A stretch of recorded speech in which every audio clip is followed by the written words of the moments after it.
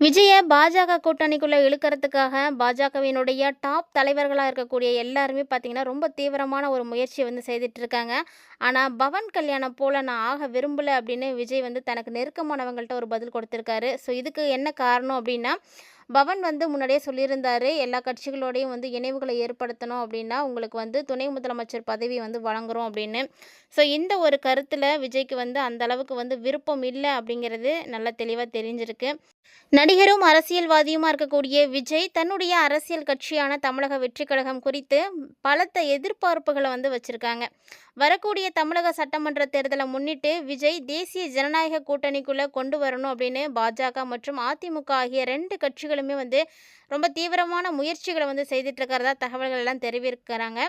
So இந்த ஒரு நிலையில விஜய்க்கு என்ன உறுதி அளிச்சிருக்காங்க அப்படின்னு பார்த்தீங்கன்னா, இந்த 2 அரசியல் கட்சிகளுடைய மூத்த தலைவர்களுமே விஜயினுடைய தரப்பை நோக்கி தீவிரமான அரசியல் சலுகைகளை எல்லாம் முன் வச்சிருக்காங்க. அதாவது கூட்டணிக்கு வந்துட்டீங்க அப்படின்னா, உங்களுக்கு துணை முதலமைச்சர் பதவி கொடுக்குறோம் அப்படின்னு சொல்லியிருக்காங்க. ஆனால் விஜய்க்கு நெருக்கமான வட்டாரங்கள் கூட இதில் விஜய்க்கு விருப்பம் இல்லை அப்படின்னு தான் சொல்லிட்டு இருக்காங்க. சிபிஐ விசாரணை காரணமாக அவர் ஒரு முடிவு இன்னும் எடுக்காமல் இருக்கிறாரு. ரொம்ப அழுத்தத்தில் இருக்கிறாரு அப்படின்னும், மற்றபடி அவருக்கு இந்த கூட்டணிக்கு போகிறதுலலாம் எந்த ஒரு விருப்பமுமே கிடையாது அப்படின்னு தான் சொல்லிட்டு இருக்காங்க. ஸோ அவரை பொறுத்த வரைக்கும் நெருங்கிய நண்பர்கள்ட்ட தான் அவர் இந்த விஷயத்தை ஷேர் பண்ணிட்டு இருக்காரு. ஒருவேளை துணை முதல்வர் பதவிக்கு உண்மையான அதிகாரம் இருக்குமா அப்படின்னு யாருக்கும் தெரியாது. அதனால் அந்த பதவிக்கு எனக்கு விருப்பம் இல்லை அப்படின்னும், ஸோ உண்மையான முதலமைச்சருக்கான அதிகாரம் கிடைக்குமா அப்படின்றத குறித்த சந்தேகங்கள் இருக்குது அப்படின்னு அவர் சொல்லியிருக்காரு. ஸோ துணை முதலமைச்சர் பதவியை எனக்கு கொடுக்கறதுக்கு பாஜக விரும்புது. ஆனால் உண்மையிலே பார்த்தீங்கன்னா, எந்த ஒரு அதிகாரமும் இல்லாமல் வெறும் பதவியாக மட்டும் இருந்துச்சு அப்படின்னா, அதை வச்சு என்ன பண்ணுறது? அதனால் என்ன ஒரு பயன் அப்படின்னு விஜய் கேள்வி எழுப்பியிருக்காரு. ஸோ தேசிய ஜனநாயக கூட்டணி வெற்றி பெற்று எனக்கு அந்த பதவி கிடைச்சாலும் சரி, உண்மையான அதிகாரத்தோடு அந்த வாய்ப்பும் அந்த பதவியும் எனக்கு இருக்காது அப்படின்றது எனக்கே தெரியும் அப்படின்னு விஜய் சொல்லியிருக்காரு. சொல்லப்போனால் முற்றிலும் அது அரசியல் சார்ந்த ஒரு பதவியாக இருக்குமே தவிர எந்த ஒரு அதிகாரமும் கிடைக்கிறதுக்கு வாய்ப்பில்லை. ஸோ துணை முதலமைச்சர் பதவி கிடைத்தாலுமே கூட அதில் எந்த ஒரு பயனும் இல்லை அப்படிங்கிறது தான் இவருடைய முக்கியமான விஷயம். வெறும் அரசியல் பதவி அப்படின்றது எதுக்காக? விஜய் தன்னுடைய நம்பிக்கைக்குரியவர்கள்ட்ட இது மாதிரியான விஷயங்களை எல்லாம் கலந்து உரையாடிட்டு இருக்காரு. ஸோ இது குறித்து நிறைய விஷயங்கள் வெளியாகிட்டு இருக்கு. ஆனாலுமே விஜய் இந்த விஷயத்தை எல்லாம் கேட்டு ரொம்ப அப்செட்டான ஒரு மூடில் தான் இருந்துட்டுருக்காரு அப்படின்னு சொல்லணும். ஏன்னா பாஜகவினுடைய கருத்துப்படி விஜய் இந்த பொறுப்புக்கு வந்தார் அப்படின்னா ஒரு பெயர் அளவில் இந்த பதவி இருக்குமே தவிர உண்மையாக எந்த ஒரு முடிவையும் எடுக்க முடியாது. அதிகாரமற்ற ஒரு அரசியல் அப்படின்ற வகையில் தான் இருக்கும். இந்த ஒரு வலையில் போய் நான் சிக்கிக்கிறதுக்கு விரும்பலை அப்படின்றத விஜய் சுட்டி காட்டியிருக்காரு. ஆந்திர பிரதேசத்தினுடைய தற்போதைய நிலையை பற்றி அவர் ஒரு எக்ஸாம்பிளாக சொல்லியிருக்காரு. ஆந்திராவினுடைய தற்போதைய துணை முதலமைச்சராக இருக்கக்கூடிய தெலுங்கு நடிகர் அரசியல்வாதியாக இருக்கக்கூடிய பவன் கல்யாணோட அவர் ஒப்பிட்டு பேசியிருக்காரு.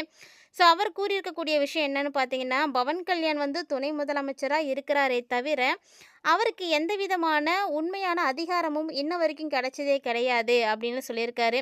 அதே போல் எனக்கும் இந்த பதவியை இப்போ கொடுக்குறாங்க அப்படின்னா அது பெயரளவில் எனக்கு ஒரு பதவியாக இருக்குமே தவிர நான் எந்த ஒரு அதிகாரத்தையும் எடுத்து செய்ய முடியாது. அது நல்லாவே தெரியும் அப்படின்னும், இது மாதிரியான வாய்ப்புகளுக்கு நான் விருப்பப்படலை அப்படின்னு சொல்லியிருக்காங்க. ஸோ நான் அவரை போல் ஆக விரும்பலை அப்படின்றது விஜயனுடைய தனிப்பட்ட தகவலாக வெளியாகியிருக்கு. இவர் இதை பற்றின தனிப்பட்ட கருத்துக்களை சொல்லியிருந்தாலுமே கூட டெல்லியில் இருக்கக்கூடிய ஒரு சில பாஜக தலைவர்கள் தமிழக வெற்றி கழக நிறுவனர் இருக்கக்கூடிய விஜய்க்கு மிகப்பெரிய நெருக்கடியையும் அழுத்தத்தையும் கொடுத்துட்டு இருக்காங்க அப்படின்னு தான் சொல்லணும். அதாவது எப்படியாவது விஜயை என்டிஏ கூட்டணியில் சேர்க்கணும் அப்படிங்கிறது தான் அவங்களுடைய முக்கிய குறிக்கோளாக இருக்குது. ஸோ என்டிஏ கூட்டணியில் அதாவது பாஜக மற்றும் அதிமுகவோடு இணைந்து செயல்பட தீவிர அழுத்தம் கொடுத்துட்ருக்காங்க. மூத்த பாஜக தலைவராக இருக்கக்கூடியவங்க விஜயிடம் இது மாதிரி அழுத்தம் திருத்தமாக ஒன்று என்டிஏல இணையுங்க, இல்லைனா அரசியலை விட்டு விலகிடுங்க அப்படின்னு சொல்லிட்டு இருக்காங்க. ஸோ இது அவருக்கு மிகப்பெரிய அழுத்தத்தை கொடுத்துட்ருக்கிறதா அரசியல் வட்டாரங்களில் தகவல்கள் எல்லாம் வெளியாகி இருக்கு. விஜய் பார்த்தீங்கன்னா ஒரு நிலைப்பாட்டை எடுக்கணும். ஒன்று அவர் என்டிஏவோட கை கோர்க்கணும், இல்லைனா அரசியலை விட்டு விலகணும். விஜய் அரசியலை விட்டு விலகினார் அப்படின்னா ஆளும் திமுக மீது ஏற்கனவே அதிருப்தியில் இருக்கக்கூடிய அவருடைய ஒரு சில ரசிகர்கள் இயற்கையாகவே என்டிஏ முகாமிற்கு நகர்ந்து போகிறதுக்கு வாய்ப்பு நிறையவே இருக்குது. விஜய் விலகல்னாலும் பிரச்சனை தான், சேர்ந்தாலும் பிரச்சனை தான். ஸோ விஜய் இப்போ ஒரு மிகப்பெரிய நெருக்கடியில, அழுத்தத்தில இருக்கிறாரு. இவர் பார்க்கலாம் என்டிஏவோட கூட்டணியில இணைய போறாரா? இல்ல தனித்து செயல்பட போறாரா? அப்படின்றத நீங்க என்ன நினைக்கிறீங்க? அப்படின்றதையும் மறக்காம வந்து கமெண்ட் பாக்ஸ்ல வந்து கமெண்ட் பண்ணுங்க. வீடியோ பிடிச்சிருந்தா லைக் பண்ணுங்க, ஷேர் பண்ணுங்க, மறக்காம கமெண்ட் பண்ணுங்க. மற்றொரு சுவாரஸ்யமான அரசியல் அப்டேட்டோட மற்றொரு தலைப்பில் சந்திக்கலாம்.